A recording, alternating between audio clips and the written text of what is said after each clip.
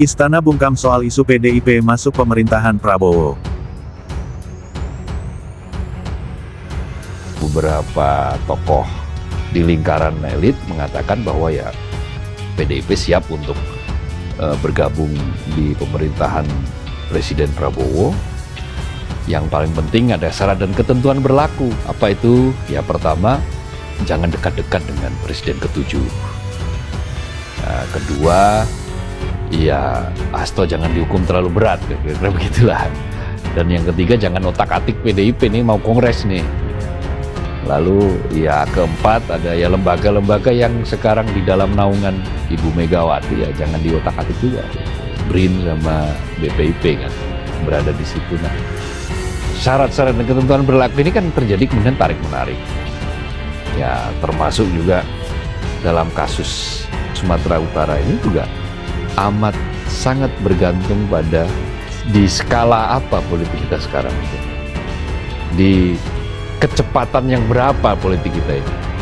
Kalau kecepatannya masih ya 20 km per jam gitu ya masih aman-aman saja. Beliau mengucapkan terima kasih kepada seluruh anggota kabinet yang dirasa bekerja sangat keras, sudah bekerja dengan sepenuh hati dalam tim yang solid, saling bekerja sama antar kementerian, jadi tidak satu kementerian bekerja sendiri-sendiri, tapi ada kerjasama yang baik antar kementerian dan lembaga, serta beliau merasakan sebagai ketua kapten kesebelasan, beliau merasakan kesebelasan ini sangat kompak. Nah, kalimat yang tadi itu silakan konfirmasi kepada narasumbernya. Saya tidak bisa mengkonfirmasi kata-kata yang tadi. Yang sebenarnya menolak ketika Pak Prabowo itu masuk ke kabinet itu kan sebenarnya para pendukungnya Jokowi sendiri. Kalau kita ngeliat di kalangan PDI Perjuangan nggak ada ya penolakan terhadap bergabungnya Pak Prabowo zaman setelah 2019 itu kan, setelah Pilpres itu kan. Jadi kalau saya ngelihat sebenarnya Ibu Megawati itu nggak ada persoalan lah dengan Pak Prabowo, itu nggak ada persoalan gitu. Artinya ada secara politik ada dukungan baik ya katakan dukungan moral atau sebagai tokoh yang sangat penting di dalam koalisi yang mengajukan Jokowi Ma'ruf ya. Iya, betul ya.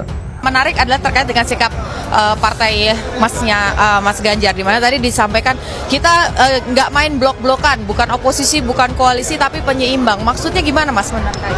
Iya, karena sistem kita presidensial dan kita tidak mengenal oposisi ataupun koalisi dalam sistem itu.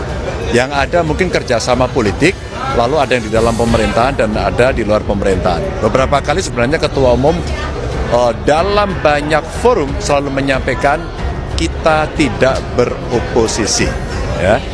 Tapi tadi beliau sampaikan dengan sangat jelas, tapi kita tidak sedang membangun kerjasama di dalam pemerintahan. Artinya akan menjadi penyeimbang pemerintah.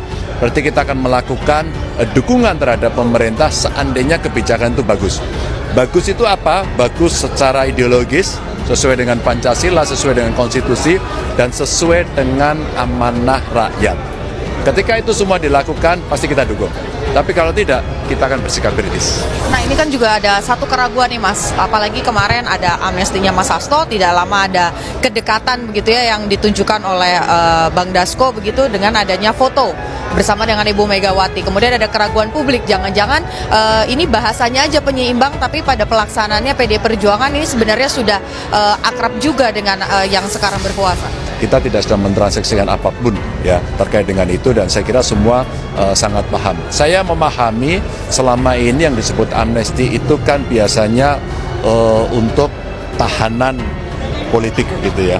Maka dari awal kita juga meyakini bahwa tensi politik atau nuansa politik dari kasus-kasus yang kemarin muncul itu sangat kental.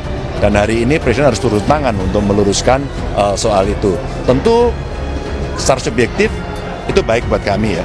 Secara objektif orang bisa mendiskusikan, tapi ini momentum yang paling bagus untuk mengembalikan penegakan hukum yang tidak diintervensi oleh politik. Oke, baik, kita tunggu evaluasi dan juga kritik-kritik dari PDI Perjuangan sebagai fungsi check and balance supaya tetap berjalan ya Mas ya. Terima kasih Mas. Jika kita kompak, jika kita punya niat untuk menyatukan kekuatan, maka insya Allah PSI itu akan kuat mendukung Mas Gibran di tahun 2029 menjadi presiden. Harapan saya saat ini hanya pada Mas Gibran dan PSI. Jangan sekali-kali kecewakan saya dengan harapan.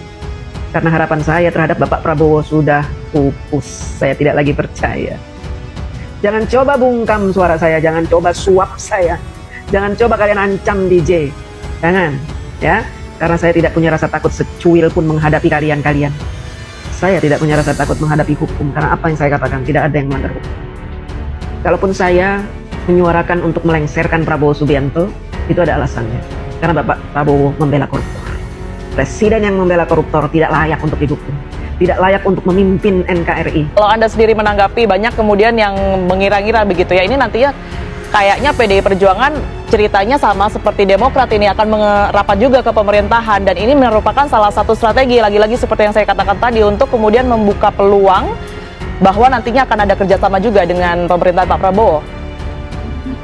Ya, terima kasih Mbak Tiara. Memang satu hal paling langka di dalam politik modern kita sekarang ini kan adalah kejujuran. Dan sehingga pasti selalu akan ada kecurigaan, ini jangan-jangan strategi begini, jangan-jangan strategi begitu gitu. Tapi kalau kami rasa di PDI Perjuangan diajarkan untuk seia dan sekata antara kata-kata dan perbuatan. Maka dalam konteks itu pada saat kami katakan kemarin di dalam Kongres itu sikap politik PDI Perjuangan adalah menjadi partai penyeimbang, saya rasa kita akan konsisten, komit, dan konsekuen dengan apapun resiko dan apa yang harus dilakukan ke depan. Apalagi kemudian saya rasa dengan hubungan panjang antara Bu Mega dan Pak Prabowo, saya rasa beliau berdua ini kan negarawan yang sama-sama saling menghormati satu sama lain, termasuk dalam hal sikap politik, pilihan politik, kesimpulan-kesimpulan politik. Itu ada rasa saling respect yang terbangun dari pengalaman panjang bertahun-tahun berdinamika di dalam demokrasi Indonesia. Jadi buat saya rasa tidak ada masalah dalam konteks itu. Pak Prabowo pasti mengerti dan memahami, Bu Mega juga mengerti dan memahami bagaimana peran politik dari PDI Perjuangan yang harus dilakukan untuk memastikan agar mekanisme kontrol itu bisa berjalan dengan kami menikmati kok menjadi mitra strategis dan mitra kritis pemerintah Pak Prabowo saat ini. Kita rasa ini suatu hal yang suatu kehormatan. Berada di dalam atau di luar pemerintah itu sama-sama posisi yang terhormat. Jadi partai yang melaksanakan menjadi eksekutor atau menjadi partai penyeimbang itu sama-sama suatu hal yang terhormat. Nggak ada yang lebih rendah, nggak ada yang lebih tinggi. Apalagi dalam tradisi ini kita tidak ada oposisi yang itu sama sekali semuanya pasti jelek, atau koalisi yang semuanya saling positif. Saya rasa tidak ada seperti itu. Dengan tradisi Indonesia ini, kita juga mengingat Bu Mega bahkan menjelaskan kan soal geopolitik segala macam, tantangan ke depan. Kalau lihat Bung Karno dulu kan tidak mengajarkan blok-blok kekuasaan seperti itu. Nggak ada ikut blok timur, nggak ada ikut blok barat. Hari ini pun sama, nggak ada ikut blok kemudian kekuasaan atau kemudian blok yang menjadi oposisi kekuasaan. Tidak begitu logika kami. Logika kami adalah bagaimana mendukung pemerintahan Pak Prabowo agar baik. Meskipun sekalipun dengan kritik kadang-kadang apabila menyimpang. Itu Mbak. Kalau kita lihat dari sisi proses demokrasi yang sedang berjalan, proses check and balance, memang lebih bagus PDIP itu berada di luar pemerintahan ketimbang masuk ke dalam pemerintahan. Jadi itulah mixed feelingnya, dan sekarang PDIP kan sudah memutuskan untuk berada di luar pemerintahan, kendati tentu saja dia tidak menjadi oposisi. Dalam bahasa formulanya Ibu Megawati kan selama menjalankan rakyat sesuai dengan undang-undang dan sebagainya, didukung akan didukung, tapi kalau kemudian keluar dari rel konstitusi itu ya akan bersikap kritis. Ini cukup bagus gitu. Dan orang seperti Anies Baswedan saya kira juga akan jauh lebih bagus kalau dia berada di luar pemerintahan. Dia bersama civil society menjalankan kontrol terhadap pemerintahan. Dengan cara begitu pemerintahannya itu, pemerintahan dari Pak Prabowo Subianto bisa dikontrol, karena sangat berbahaya sebuah pemerintahan yang kuat didukung oleh semua kekuatan partai politik, dan kemudian tidak ada peran civil society yang berada di luar itu yang melakukan kontrol. Nah, makanya ini kalau kemudian isu itu muncul bahwa ada orang yang tidak berkeringat masuk ke dalam kabinet, siapa orang ini gitu ya. Kalau orang-orang ini adalah orang-orang kalangan pragmatis saja gitu ya, yang ya ingin sekedar masuk ke dalam kabinet untuk ikut berbagi kue kekuasaan, ya saya kira ini figur-figur seperti ini nggak terlalu signifikan. Kalau dia masuk kepada pemerintahan juga orientasinya pasti tidak jelas, karena orientasinya lebih pada kekuasaan dan kemudian mendapatkan rente ekonomi dari sebuah pemerintahan. Sementara ketika dia di luar pemerintahan sebenarnya juga dia tidak akan menjalankan fungsi kontrol sebagaimana partai PDIP atau civil society lain yang selama ini menjalankan kontrol terhadap pemerintahannya. Di balik abolisi yang diterima oleh Tom Lembong dan juga amnesti yang diterima oleh Hasto, ternyata ada Bu Megawati yang gercep banget suruh kader-kader PDIP-nya buat dukung pemerintahan Pak Prabowo. Bagus gak? Ya bagus kalau pemerintahannya bener. Tapi apakah sehat? Ya nggak sehat. Karena artinya demokrasi kita tanpa oposisi. Karena yang kita tahu penting banget di negara demokrasi punya yang namanya oposisi. Buat membersamai pemerintah. Buat jadi garda terdepan kalau misalnya pemerintah keluar jalur. Ya tapi gue pribadi sih nggak kaget, karena biasa di dunia politik kayak begini, selalu ada deal-deal politik biar sama-sama untung. Jadi yang dialamin sama Hasto dan juga Tom Lembong emang terkesan dipolitisasi. Tapi ya sekarang mereka bisa bebas kesannya karena ada deal-deal politik juga. Kepala Komunikasi Kepresidenan PCO, Hasan Nasbi, enggan menanggapi spekulasi bergabungnya Partai Demokrasi Indonesia Perjuangan PDIP ke pemerintahan Presiden Prabowo Subianto. Hasan menyatakan tidak dapat mengonfirmasi pernyataan Presiden yang menyinggung pihak yang ingin masuk kabinet tanpa berkontribusi dalam Pilpres. Kalimat yang tadi itu silakan konfirmasi kepada narasumber. Saya tidak bisa mengonfirmasi kata-kata yang tadi, ujar Hasan menanggapi pertanyaan wartawan soal kemungkinan PDIP bergabung pasca pemberian amnesti kepada Sekjen PDIP, Hasto Kristianto, dalam konferensi pers di Jakarta, Kamis, tanggal 7 Agustus tahun 2025.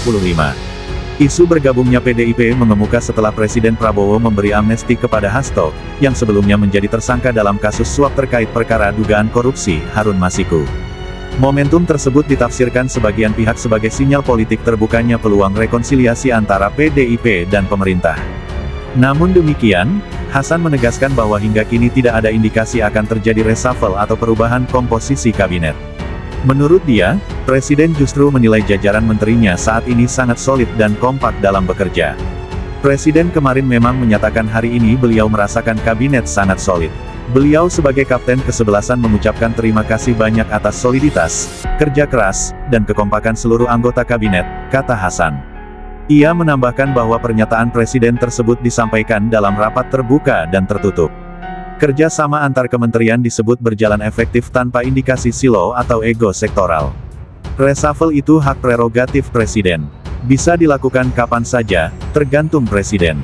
Tapi hari ini, kalimat Presiden yang bisa kita pegang adalah ucapan terima kasihnya kepada anggota kabinet yang telah bekerja keras, ujar